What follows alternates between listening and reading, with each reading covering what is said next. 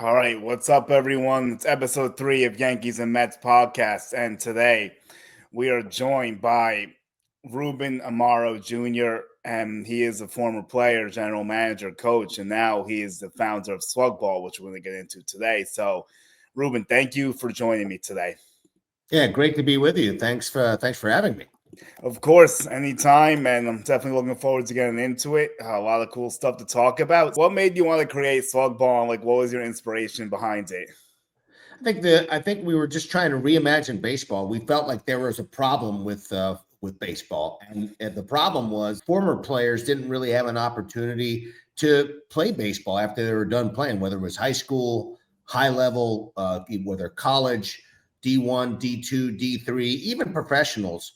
Once they got out of the game and had to move on with their lives, there's really no place for them to continue to play baseball, much like golfers trying to do top golf and pickleball players playing some form of pickleball or tennis for those players who like to play ping pong or tennis. They're just in 3v3, 3v3 basketball. There was nothing that baseball had that allowed players who want to continue to play in a environment where they have a team environment. It's a competition, and to be able to do the favorite thing to do in baseball, which is to hit the baseball. And we felt like we designed a game that was going to be really appealing and something that people would enjoy. It does sound really cool, and as a person with a bad knee, it seems like it would be appeal to me as I'm still trying to hang on and play men's softball myself. But it's really cool, and I've actually been down to Trenton before too, where I know you play some of the games, so it's a cool ballpark to have it at for sure. I've covered the draft league a little bit. How did you end up recruiting people to do this, and like, what was your pitch to like get them to like buy into the idea? Yeah, I think the people that helped design this, we've been involved in youth baseball for a long time. My brother David Amaro, Michael Gosner Jr., Michael Gosner, and Greg Alensky, all these folks have been involved in youth baseball for a long, long time. And with regard to my brother, I'm involved in all levels of baseball. He played professionally as well during the course of his career. But, the feeling was that we all love baseball very, very much. And there was this consensus that there really was not something that you could find to play once baseball games were over, and it was hard to like get a pickup game or what have you. Let's try to find something that would be enjoyable to people, and so we started to talk to the people that we know in the game, and we ended up testing it a few times, and we really felt like after getting some of the feedback from these folks was that, hey, this is a really cool thing. They get to do the pure joy of hitting a baseball. They get the camaraderie of being with a baseball team. Again, that was a thing that was really appealing for me, because when I came back out of the front office and became a coach at the major league level, it was like, wow. And then just the thrill of the competition, right? Just to compete. And I think those three things were something that was really appealing for folks who missed playing baseball. Like once you were done high school baseball, unless you were gifted enough to be able to play, at the collegiate level, or once you were in college baseball, your career was done, and you really didn't have anywhere to play. Where else could you get your fix? And we just felt like hitting the baseball was the most fun thing. So you don't have to worry about your knee. You don't have to go out there and play, defense. You don't have to run the bases. You just swing the bat, man, which is for me the most fun of the game, most fun part of the game. I'm gonna have to tell you, I'm gonna have to check this out. Look at that schedule, see if I can come make a trip and see like when you guys are playing. So like, how do you do that? Like, do you sell tickets for it? Like, how does it go? Like, what do you do to get fans to come?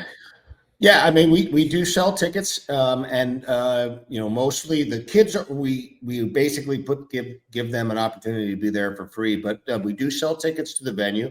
We think that the most fun of the part of this is actually playing in it and participating in it. But that said, and teams can how they basically do it is they can sign up online at playsubball.com and basically just go ahead and sign your team up. There's teams of 6 to 8 people. You have the batting practice pitcher, which is included in the team. It's a very important part of it. And, Right. and then you have your other players. You use 4 of those players per round. So you are using 4 players to compete against another team, and there's a point system associated with it. So yes, you can purchase tickets online to watch it, and you can also obviously participate as a group, as a team. All right, I'll have to see if I can give it like a band that together. You have my attention for sure. So I'll see if I can figure that out. I'll keep you posted. Very cool. So like, how does the point system work? You basically have to hit it in a certain area, and like you get the points if you hit it in that spot, kinds of. So it's situational hitting. Everybody's been caught up in this home run derby type of swing in baseball, and I think it's sort of taken away from the game. And you see that there's been changes made by Major League Baseball even to try to combat that, to try to have people actually make contact and situationally hit and do the things that people used to do a couple of decades ago to win baseball games. I think you're starting to see that sort of come back. You see the steal coming back in. You see guys, all of a sudden GMs are saying, hey, let's get some players who make better contact instead of striking out and trying to hit a home run. So yeah. My feeling is that situational hitting is a really important art of the game, and art and science combination.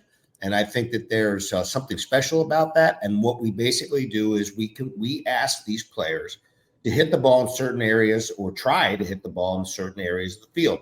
We have 4 or 5 different rounds, basically, where the first round, for instance, could be hit the ball in the opposite field on a line in a certain area, and it's all sort of cordoned off. And then the next round would be try to pull the ball on the line and keep it fair and pull it into this area. And then the last, another one would be to hit one up the middle. And so we were utilizing different parts of the field. And then there's what we call sort of around the horn, where you have to, in succession, go right, middle, left, or vice versa. So I think there's a point system that once you have a certain number of swings, 30 seconds in between each, and this I think sort of rapid fire. It's why the batting practice pitcher is so important. He has to be able to sort of put the ball, or she has to be able to put the ball in the right spot for that guy to have success on that particular swing. You get a certain number of swings in a 30-second period, and you accumulate your points that way. And if you have a successful swing or a successful attempt, then that is recorded, and then total up the tallies of each round, and then that next team gets to go. They play against your team, and you see which guy wins. If you win, you advance, and that's basically a tournament type of a setting where you continue to advance. And at the end of the day, you end up being the winner of that tournament. There's some cash prizes to be won. Oh, okay. Yeah. I mean, that's really cool. So how many teams show up? Does it vary each week? Or do you have like a set limit of like how many teams could go each week? We haven't put a limit on things yet. I guess it would depend on how many people show up at each one of those events. We have 6 that are scheduled right now. You can check it out on our website. But yeah, we've gotten some real great interest so far in it, and it seems like guys are starting to formulate their teams to put together the right team to be able to compete in this type of a setting. And I'm excited to see this thing roll. We'll transition a little bit. You kind of talked about this before, but like, what did you learn in your time as the Phillies GM? Going to the World Series against the Yankees, and then I think as the assistant, you actually won it against Tampa Bay. I think the year before they lost to the Yankees. So, what was that experience like? Like, how was it? That's pretty amazing. Obviously, a culmination in 2008 of all the work that was done by my boss originally, Ed Wade, and then the final touches were sort of put on by Pat Gillick. I worked as the assistant GM with both of those folks. Obviously, learned a lot from both of those GMs who were outstanding.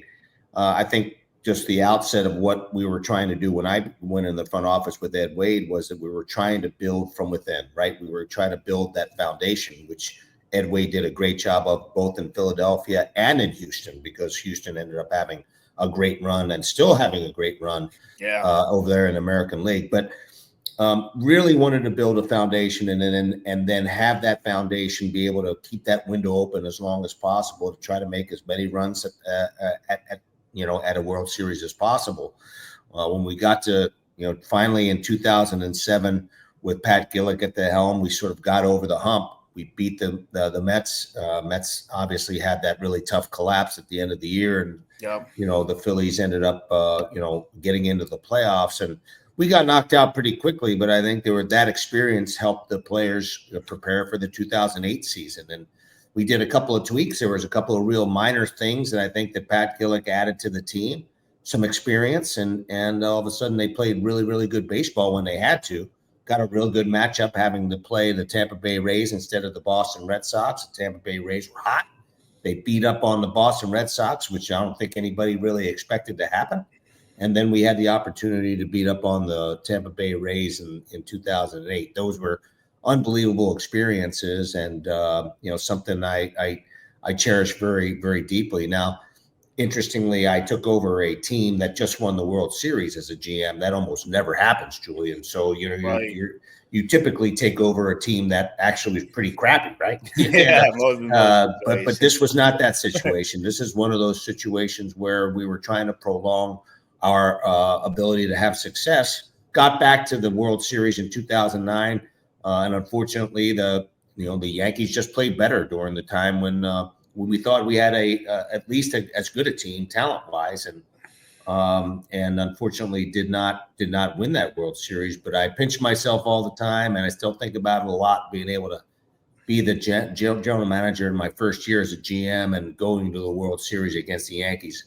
Pretty special moment. And frankly, I think that the 10 and 11 teams were just as good, if not better, talent-wise. We just couldn't get over the hump and play the kind of baseball that was necessary to play during the course of the playoffs to be able to win another World Series. But we certainly had the talent to be able to do that, just couldn't get it done.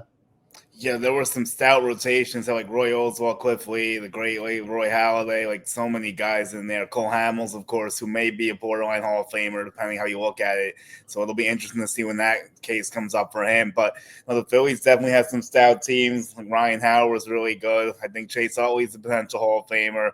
Some people view Jimmy Rollins as one. So there's definitely a lot of talent there. It was definitely had to be a cool experience. So you kind of talked about this before too. So how did you go from that to coaching? Because a lot of people don't go from GM to coaching. I thought that was kind of interesting too.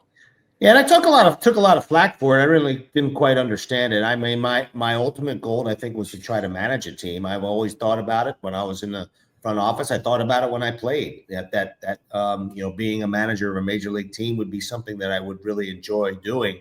And once I was let go by the Phillies during the 2015 season, I started to sort of rethink, and recalibrate what I wanted to do. And being back on the field was one of those things. And I thought there would be a great opportunity to do so once John Farrell from the Boston Red Sox and Dave Dombrowski gave me the opportunity to go to a great team and to be able to coach some excellent players with a tremendous organization. And I really enjoyed my experience. I thought it was excellent. We had 2 great years, won the division 2 years in a row. It had never been done before. I felt like I was learning a lot and trying to teach a lot to some of the players there. And obviously, being able to work with a guy like Mookie Betts and Jackie Bradley and those types of Andrew Benintendi. I was a base running and an outfield coach, and I thought being around those great players, Big Papi and Xander Bogaerts and so many others that were just phenomenal players and great athletes and great competitors. It was a really fun time for me to learn about what was going on in baseball as it had continued to evolve into a different type of game during the course of my career in the front office. So speaking of that, what do you think? What would you change with MLB right now? Because there's some things, if you would have, I'm going to give you the commissioner's chair. What would you make any rule changes or any ways of how the game is played, or maybe the pace of play? I think the pace of play move was a great move. I think it was one of the things that has a generational change in the game. I think one of the things that people don't think about a lot is, one of the things that have happened with pitching is that, by closing down that time frame between pitches, the pitchers are now less able to just throw as hard as they possibly can and spin the ball as hard as they possibly can, because they just will not, they'll wear out. They'll either get hurt or they just won't be able to sustain that. And I think speeding up the game and closing that window a little bit, I think has certainly helped the game and moved it along in a way where you're seeing more action. I don't know how much real impact at the end of the day, moving those bases a little closer, having bigger bases to promote the steal. I just feel like there was a swing of the pendulum to the analytics side that was just a little bit too far. And I think that they're starting to get it back to the middle, where the analytics, pieces and the information that is out there and the medical stuff that's associated with it is great. But there's other things that are sort of old school that should never have left the game. And I think you started to lose that. It's one of the reasons why we invented Sluggball, is because we wanted some action. We wanted to create action. You're seeing a little bit more action on the field and a little bit more contact, guys stealing bases. I mean, can you imagine having a game that didn't steal, where the stolen base wasn't valued? I mean, it just doesn't make any sense to me for that to have happened. And, the value of actually having a batting average or a high batting average, that was not valued. And I think that that's starting to swing back to the norm. I hear GMs talking about it now. I want a guy who makes more contact. I want a guy, imagine that, because that's exactly what this game was about. It's about making contact. It's not about the home run, the strikeout, and the walk. It's about trying to make contact and create some action on the field. And I think some of the things that MLB, sadly, they had to do that because the analytics folks had pushed the envelope far too far out to create those three outcomes: a home run, a walk, and a strikeout. And honestly, if I'm watching a baseball game and I'm a fan, that does nothing for me. That's like, watching paint dry. And I think it's about trying to create some action on the field. And I think that's happened over the last few years. I think you made some salient points there. I definitely agree with all that stuff. I think it's good to see it return back to the norm a little bit. So I'll take you to the Mets when you were coaching over there. And the Red Sox experience sounded really cool with all those players. So what was it like coaching in Queens? Well, the one thing that was great for me, it was because, geographically, it was outstanding to be close to home. A lot of people here in Philadelphia are pretty upset with me by going to the Mets, but I learned a lot there too. I worked with some very good players there as well, and Mickey Callaway was in basically his first year of trying to manage, and he was going through some learning curves, and I was trying to, because I had some experience in different areas. I was trying to help him sort of through that. It was a difficult time for Mickey, I think, because Sandy Alderson got sick. He ended up having to deal with 3 GMs, and that was a difficult sort of process. Oh yeah. And I think that there was a little bit of a difference. I'll say this nicely. There was a little bit of a difference between how the organization was run in Boston and at the time how that organization was run in New York. I was grateful for my time there. That said, they had a little bit of a different way of going about things, and you learn how to deal with certain things, and you learn how to deal with things, differently when you see different organizations, and that certainly was eye-opening for me. Yeah, no, I had a feeling there was going to be some contrast there because the Red Sox at that time were like really high, and they ended up winning the World Series in 2018, and then Mets were going through with the Wilpons a little bit. So it's definitely a better operation now than it was when you were there, unfortunately. But at least you got to go through it, and you still was in it. Yeah, I was definitely curious about that Phillies Mets crossover, spending so much time with the Phillies, like playing for them too, and then coaching the Mets. Yeah, I can see how that might be rough in the city of brotherly love. Yeah, no, it wasn't the easiest thing, and a lot of people are still get on me about it. I do some radio stuff here and some other things, so I take a hit every once in a while. But hey, man, you gotta, if you get opportunities to, and very, very few opportunities to be a major league coach, and I had that opportunity. Got to do with my buddy Gary DiSarcina, who I was very close with. We both came from Boston. He was the bench coach, and I was the first base coach. So. I enjoyed my time with Gary as always, and at least I had those moments with him. I completely understand. Yeah, I mean, it's a job. You got to go get it. Even if it's that's right. There's not that many of those jobs out there, man. So you got to go get them. Even if it doesn't make everyone 100% happy. Not many things do. So That's right. let's go forward to like the current landscape of the league. Like the Mets make a huge deal with Juan Soto. So what's your thoughts and like what was your reaction when you saw the ink dry in that one? Well, I'm not surprised that it got to that bidding war between the two New York teams, and a little surprised that the Yankees didn't bring him back. But it got to the point where I guess the Mets were not going to relent, and Mm-hmm. I think obviously anytime you bring that type of that caliber of a player to the Mets, I mean, or to any team, it's going to make your team better. They do have some other things they got to deal with. They got some pitching stuff they have to deal with. I know that they're still trying to add on there. But as for my money, I just still think that the Phillies are the team to beat in that division. I think that the Atlanta Braves are going to be better and healthier.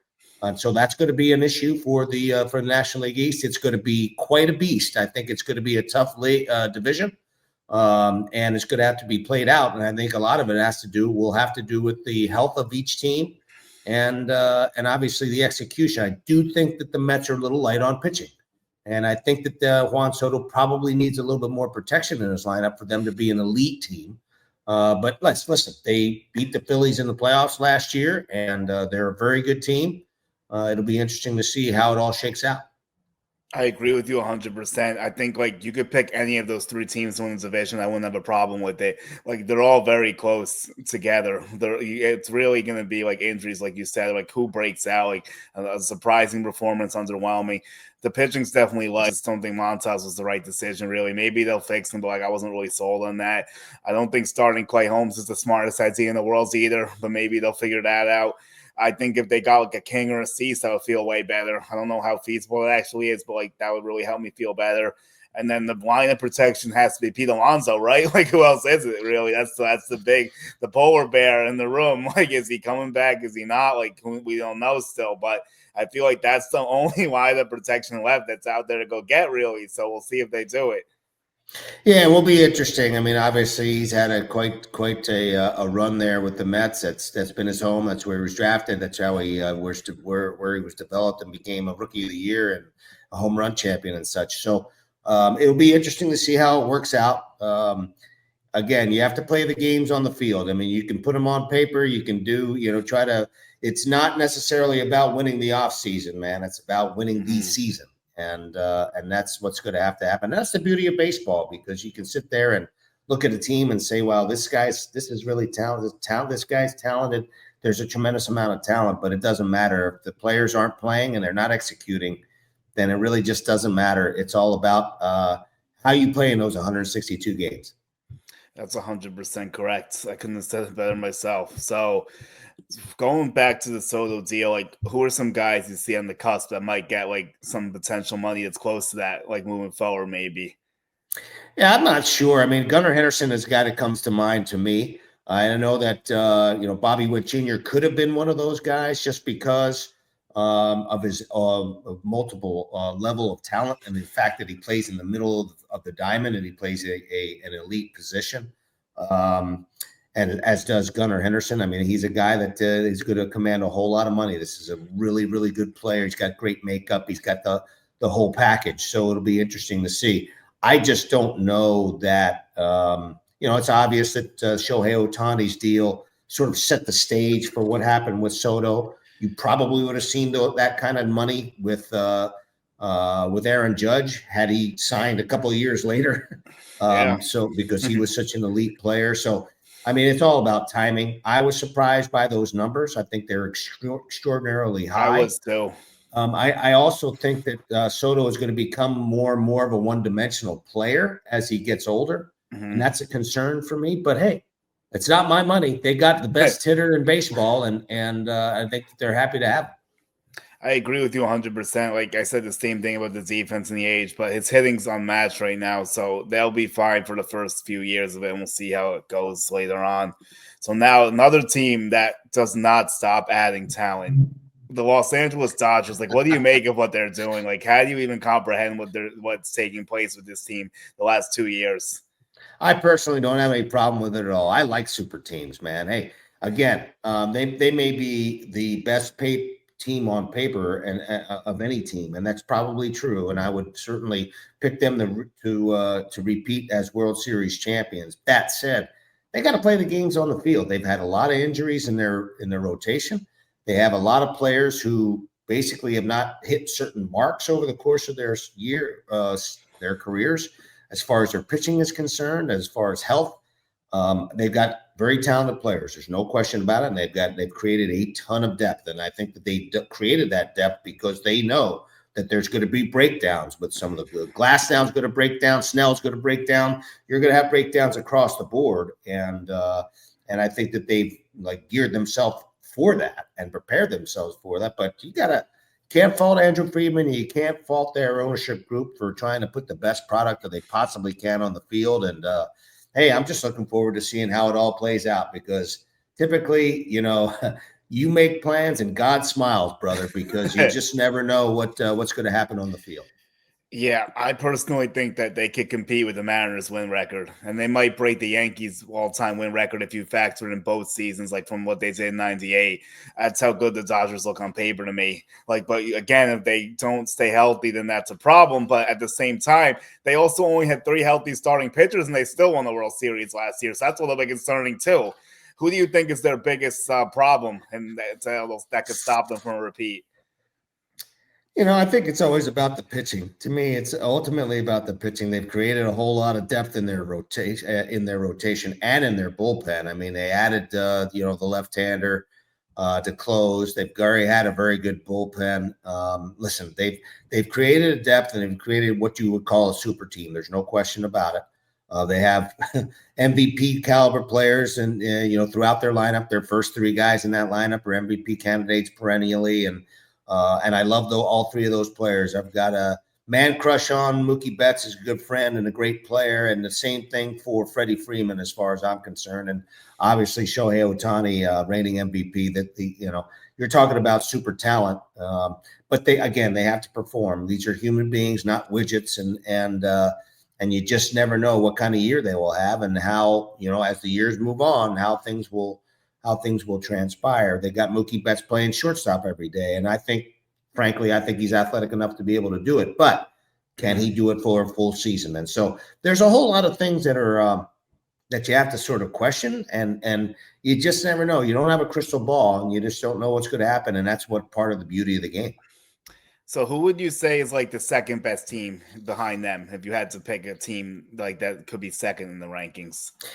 There's a lot of teams that I think that are sort of in that very next tier. I think the Phillies are probably one of those teams. I think even Atlanta can be one of those teams. So there is some discussion that San Diego. I thought San Diego sort of tailed off there at the end. I thought that they would get through the playoffs last year. They couldn't get it done. I think they're a real quality team as well. They've lost some players. They've had to juggle things around. I think their payroll is an issue right now, but there's a lot of good teams out there, and I think that you have to throw the Mets in there just because of having added Juan Soto. I don't know that the Mets are an elite team, just because I'm not sure about the starting pitching. Mm-hmm. I don't know that they have. Obviously, Sean Manaea being back is huge for them, and being the pitcher that he's become from the second half on last year, that was big for them. I just don't know that they have the starting pitching depth that you can match up against some of the big boys in baseball. I do still, like I said, I think the Phillies are one of the better teams in baseball, and I think that the Houston Astros, again, a lot of it will depend on their starting pitching health. They're an outstanding team and a perennial, playoff contender. So you just never know. I think that there's some great teams out there, but some fall off and some get better, and you're always having surprises. I love the fact that the Kansas City Royals put themselves in a position last year to be in the playoffs. Are they an elite team? I don't know. Don't know that, but at least they're putting themselves in a position to be a contender. Right, yeah, there's a lot of teams that are trying to compete. That middle tier is kind of coming up to the top a little bit in some areas, so it is cool to definitely see that.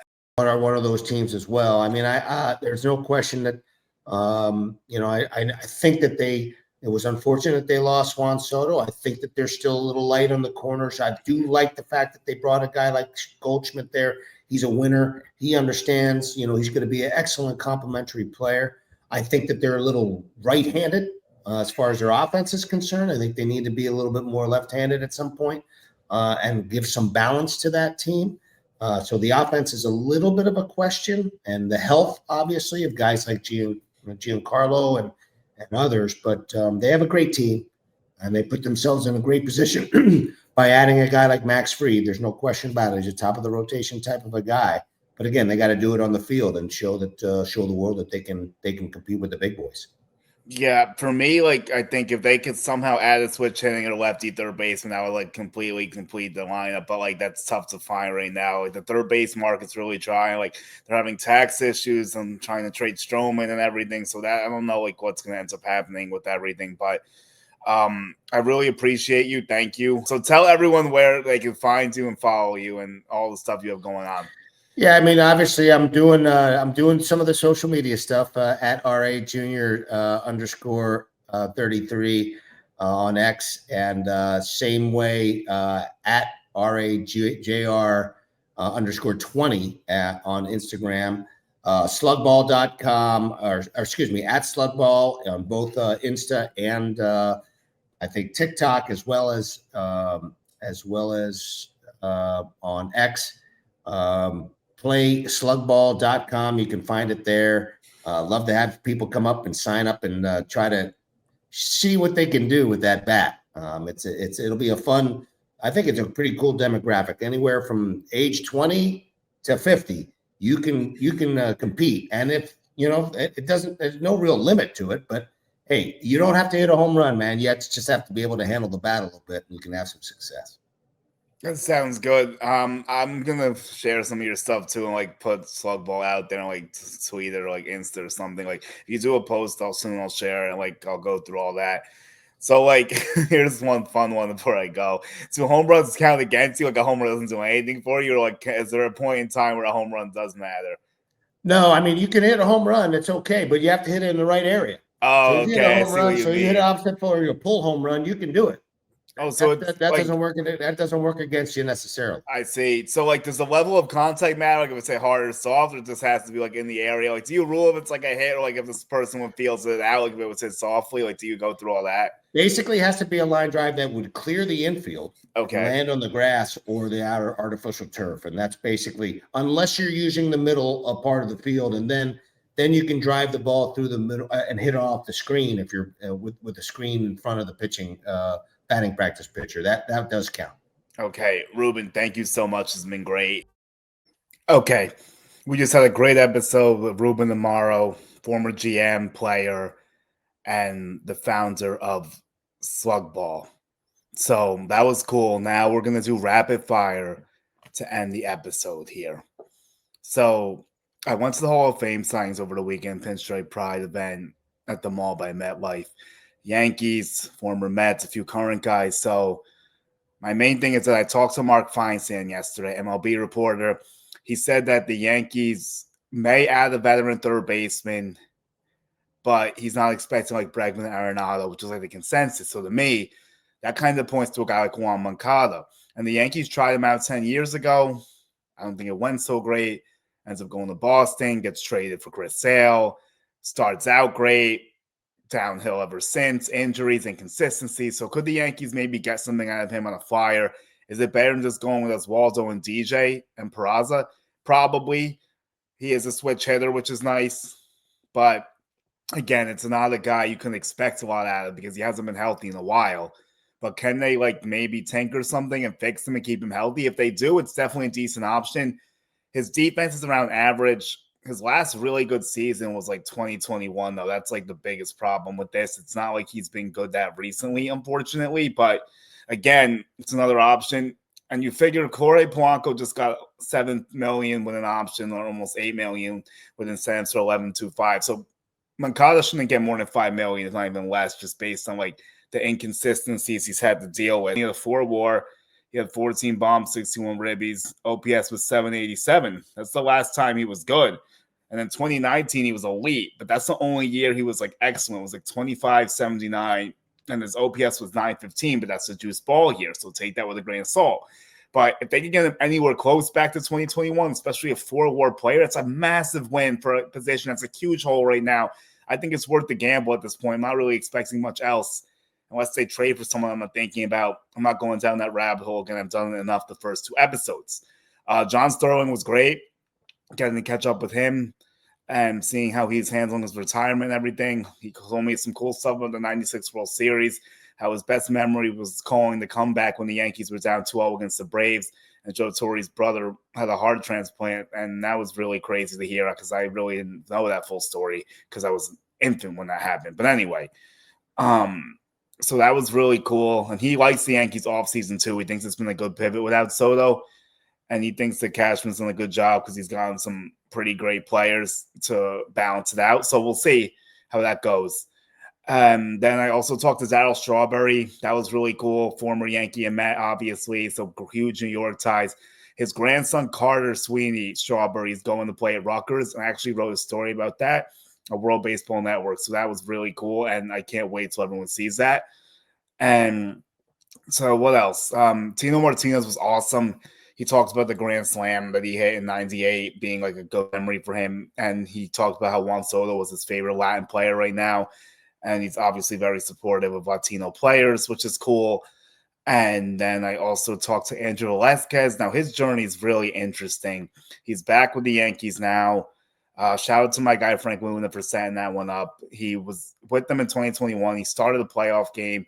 Frank caught his first homer, gave it back to him. Now he's booking him at her events, so that was really cool. And we'll see what he does as a minor league deal. But the way the Yankees infield is looking, I can't discount seeing him at some point this year. We'll see. He's going to grind, probably playing AAA. He spent some time in Puerto Rico. Talks about that. So that was very cool. And then there was one more interview I want to get into. Todd Zeals, Yankees and Mets guy again, talks about his broadcasting career. I really liked how he mentioned Giambi because that was one of my favorite players. He said Joe Torre was like a second father to him. That was very awesome to hear. And Bucky Dent. Bucky Dent was amazing. Like, shout out to Max and Charlie too. His stepsons, like Wildstein's, like Bucky Dent was great. I have nothing but great things to say about him. He gave me a huge rundown of like his epic home run, which I didn't really fully know because it was in '78, the one that erased the deficit against the Red Sox at Fenway, 14 game deficit. Then he said how he liked Judge and Volpe now, and I thought the Volpe stuff was really cool. So that's cool to see, and I'm happy that I got to speak with Bucky. That was really, really great. So good time there. It was fun. Now we look forward to spring training. I didn't talk about Jesse Winker that much. I'm sorry. I've been teasing that for the last 2 weeks. So let me talk about Winker, what I think it does. It gives him a good platoon option with Marte, and Winker's a very solid hitter. He did come up big in the playoffs for sure, and he's definitely someone that's not the best defender. He had a 2 WAR total last year. With the Mets, he had 3 home runs in the regular season, but I think it does provide stability, lineup balance, helps another lefty to stay in there. If you're losing Alonso, which is still on the fence, and fine stance that he was like 51-49, by the way. So that's something that's noteworthy. And yep, he had 1 bomb and 4 ribbies in the postseason, had a big home run against the Phillies, and he was very good in the playoffs for the Mets. His OPS was like it was over 1,000. So that's cool.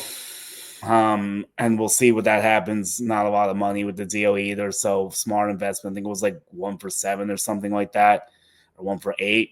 So it definitely keeps them flexible. It does help with the potential Alonso pivot. Now, someone asked me about Vladdy Jr., and I think the Blue Jays might end up extending him. There's talk about Bregman still. There's talk about Alonso. I still think that Vladdy extension is looming. Have around 2 weeks for him to get it done till his deadline for when they report to camp. So I think they do get it done. I'm going to guess like 10 years, like 450 or like 11 for like 475 or something like that. I don't think the Blue Jays can afford to lose him. I don't think they will. The Blue Jays also did get Max Scherzer, 1 year, $15.5 million, which was important because he beat Verlander, which he obviously wanted to do, and Charlie Morton. And Pat Ragazzo in my last show talked about this as a strong possibility. He was on the money with this one. And the Blue Jays are trying a bunch of different things, like I talked about. So we'll see, like, if they can build on it. My thought process was that Scherzer feels like they're doing something else to sign there. I don't think they're done still. I don't know if it's going to be Alonso or Bregman. Maybe it's a trade or something. Maybe it's more pitching somewhere in the bullpen because their starting rotation looks set with Scherzer now. But what are they getting with Scherzer? They're getting one of the best pitchers of all time. He might hit 3,000 innings this year for his career. He might hit 3,500 strikeouts for his career. The problem is he hasn't been healthy the last couple of years. So we'll see if they can get more out of him. He hasn't pitched more than 152 innings since 2021. And he hasn't thrown over 200 since 2018. So those days are long gone. They're going to hope they can get like 115, maybe like 150 max. And if they make the playoffs somehow, then you would extend that. But it's definitely a good move for them. It does show they're serious. It does instill belief in the clubhouse. And it should show Vlad that they're really trying to. Obviously, they got Santander as well, which will help the power. And we'll see. Now, how do I feel the Blue Jays stack up against the rest of the league? I think like the Blue Jays could maybe push for a wild card if they do a little bit more. Right now, to me, they're still fourth in the AL East. I mean, Tampa, I'm not going to fully discount either, but I'll talk about them more on another show. I feel like Boston could be second, like I've said, and Baltimore will be in that 2 to 3 range with the Yankees at the top. But the Blue Jays could definitely push for a wild card if they add a little bit more, maybe. I just don't think they're quite there yet. To me, it's like a mid to low 80s win total right now for the Toronto Blue Jays. And hey, the American League is weak. So maybe that gets it done. But the problem is that there's only 3 wild cards. So you have to think that one of them is going to come from another division. I doubt they would all come from the AL East, although I guess you never know, right? I would say the AL Central has a strong possibility of getting one. The AL West is definitely up in the air. Might be one team goes again. But it does look a little bit better out there too. So we'll see. The Yankees finally make an MLB roster move for the first time in around 6 weeks, and it's Tim Hill. Me and Pat talked about him last week, how it made sense for both sides to do it. He was on that early, and it just had to happen. The Yankees need a lefty in their bullpen. They have a lot of righties. Yes, I know some of them carry the lefties out, but again, you need that big lefty in the postseason, which is where he should have been used for the situation in game 1, which I'm not going to get into anymore. But he's a great postseason pitcher. 13 innings, just 1 run allowed. His ERA is a sparkling 0.68. He is electric, and the Yankees need that. They really do, and it's a good sign. It's a 1-year, $2.85 million. There's a buyout for $350K, and there's a club option next year for $3 million. So there's a good chance it ends up being 2 years. Yes, he's 34, but he doesn't rely on velo, so he can last a while as long as that sinker's working. He's got to get those ground balls. He's not going to strike out a lot of guys. Had like 18 and 44 innings with the Yankees last year. He had a 2 ERA, right around 2 last season, right when he got traded from the White Sox, where his ERA was close to 6. So the Yankees clearly fixed him, and it obviously worked out great for them. It's just a good thing that they got it done finally. I think it took way too long, obviously. And I do know if they're going to end up doing anything else. If this is it, it very well could be. And I said, if they added him, I'll trade my B- grade for a B grade. So now it's a B, but it's not getting a plus because A, they lost Soto, and B, they don't have a viable third baseman. But honestly speaking, everything besides on addressing third base was pretty good. And Goldschmidt, like I said, I'm warming up to it a little bit. It's not as bad as I originally thought, probably. Bellinger's going to be the big one here. If he can click, it'll be fine, his salary. But if he's underperforming, that's going to be a huge problem. The Yankees need a big season from Cody Bellinger, and I think Yankee Stadium is the best place to enhance his abilities. So I do like that move. Again, I will say that. But Tim Hill is really going to give them a different look. The side armor, they don't have anyone that throws like that in their bullpen. And if the Yankees do end up playing the Dodgers again, you would hope that they use them properly this time. Could get all the lefties like the Otanis and the Freemans and the Muncies, etc. There's a lot of good lefties in the league. And Tim Hill is tough on lefties. So I'm happy that they figured that out. I think it was definitely a great move to do.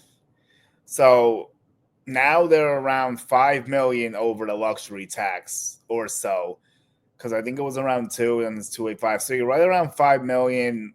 Now, if you trade Marcus Stroman, let's say that you at least get 8 million of relief and the Yankees are willing to pay 10, that would get them under by like 3-ish. Let's say you trade Mark Leiter Jr., that gets you under by 5. They definitely need to trade some rights in the bullpen. I'm going to get into this one more in my next show about the Yankees bullpen outlook and what they can do, who I think should make it, guys on the fringe. But I will say that Leiter is the clearest path to clearing money because he's making $2 million, which I think is like the most of anyone besides the high leverage arms in there. And that's the only way they could really try to clear money, I think, because if you move the lower guys, you have to move multiple of them just to get a few million. So there is a chance that they could go, some people. Bruder Baker's out of options, but I think the Yankees might keep him. I was talking to Ryan Garcia about this from Fireside, and he was saying how he sees him as like a Luke Weaver type, and I could definitely see what he's going for there. Starter turns for a reliever, not a lot of money. There are a lot of similarities there. And I think the Yankees could do something with Bruder Baker. I love Yandres Gomez. He's a great kid. He's pretty nasty on the mound, but he's out of options. I don't know if they're going to end up keeping him, unfortunately.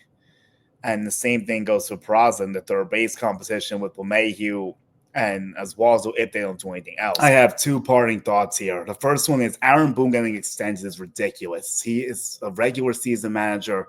He has not done well in the playoffs. Last year, the World Series was a cakewalk, and they got embarrassed once they made it. So I don't really want to hear why he's worthy of an extension.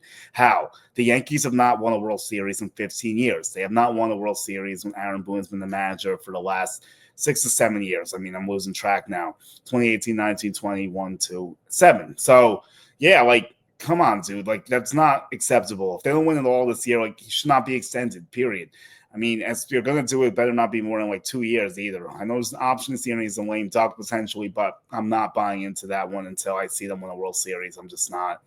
I'm just a lot of stuff I don't like, even though I think the front office has a lot of control still, but like, I just feel like he doesn't get the best out of the team sometimes in the crucial moments. In the regular season, he does, but not in October, and that's a problem. The Yankees managers don't go this long without winning a World Series. He's the longest tenure manager to not win a World Series, and they're talking about extending him. That's ridiculous, and I'm fed up with that as well.